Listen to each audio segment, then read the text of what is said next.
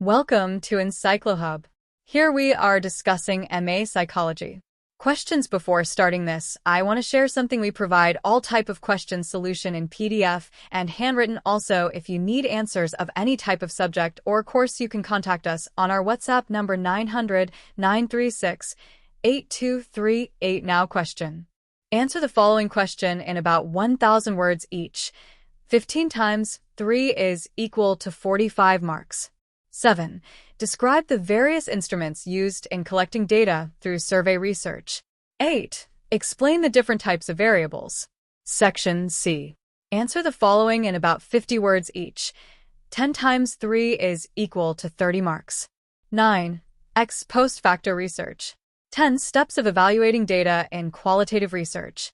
11. Discourse analysis. 12. Strengths and weaknesses of field experiment. 13. Types of constructs. 14. Causal comparative research design. 15. Objectivity safeguards. 16. Research biases. 17. Memory effect. 18. Content analysis.